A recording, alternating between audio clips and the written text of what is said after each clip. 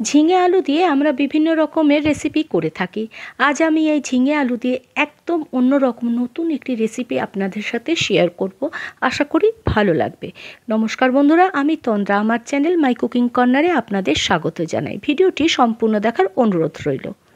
প্রথমে আমি একটা মশলা তৈরি করে নেব, যার জন্য নিয়ে নিয়েছি 5-6টা কাজু, 2 টেবিল চামচ পোস্ত, 4 টেবিল চামচ মতো নারকেল কোড়া, খানিকটা আদা নিয়েছি, আর হাফ টিস্পুন মতো নিয়েছি চারমগজ, আর নিয়েছি 8 থেকে 10টা কিশমিশ। এটাকে পেস্ট করে নেব মিক্সিতে। এখানে আমি নিয়েছি ঝিঙে হাফ কেজি মতো, আর 4টে আলু নিয়েছি, যেগুলোকে আমি পাতলা পাতলা করে কেটে নিয়েছি, আর ঝিঙেটাকে আমি ছোট ছোট ডুমো করে কেটে নিয়েছি। সামঞ্জস্য রাখার জন্য আলুগুলোকে একটু পাতলা কেটেছি, যাতে তাড়াতাড়ি সেদ্ধ হয়ে যায়। রান্নাটা আমি সাদা তেলে করব, তাই প্যানে দিয়ে দিলাম খানিকটা সাদা তেল, আর ফোড়ন হিসেবে দিলাম রাঁধুনি। রাঁধুনির সুগন্ধ এই ঝিঙে আলুর তরকারিটিকে করে তোলে একদম অন্যরকম। ফোড়নের সুগন্ধ বেরোলে দিয়ে দিচ্ছি আলু আর ঝিঙেটা, ভালো করে সব মিশিয়ে দেব। এখানে আমি কোনো জল ব্যবহার করব না, দিয়ে দেব পরিমাণ মতো নুন।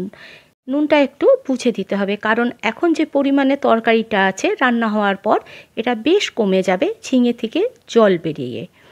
ভালো করে সব নেড়েচেড়ে মিশিয়ে দিচ্ছি। এবার এটাকে চাপা দিয়ে দেব। এই ঝিঙে থেকে জল বেরিয়েই আলুটা সেদ্ধ হয়ে যাবে। খানিকক্ষণ পর চাপা খুলে দেখে নেব আলুটা কতটা সেদ্ধ হয়েছে। এই অবস্থায় আলুটা পুরো সেদ্ধ না হলেই ভালো হয়। 80% মতো সেদ্ধ হতে হবে আলু, কারণ এরপরেও আমার রান্নাটা বেশ খানিকক্ষণ হবে। ভালো করে সব নেড়েচেড়ে মিশিয়ে দিলাম। এবার দিয়ে দেব 2টো কাঁচা লঙ্কা। এখানে আমি রান্নাটা পুরোটাই কাঁচা লঙ্কায় করেছি, যেহেতু এখানে আমি হলুদ ব্যবহার করছি না, সাদা সাদা তরকারিটা হবে, তাই কাঁচা লঙ্কা দিয়েছি। এবার দিয়ে দিচ্ছি মশলার পেস্টটা।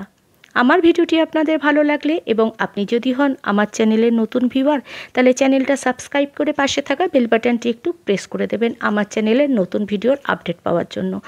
নতুন পুরনো সকল বন্ধুদের কাছেই অনুরোধ রইল আমার ভিডিওটি একটু লাইক, শেয়ার এবং একটা কমেন্ট করে একটু পাশে থাকার, একটু সাপোর্ট করার।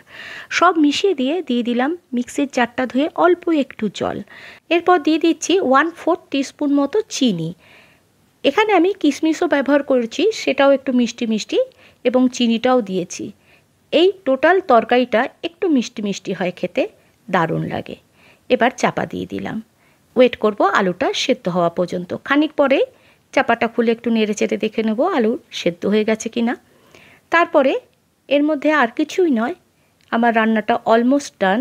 দিয়ে দেব অল্প একটু গরম মশলার গুঁড়ো, আর দেব হাফ টিস্পুন মতো ঘি।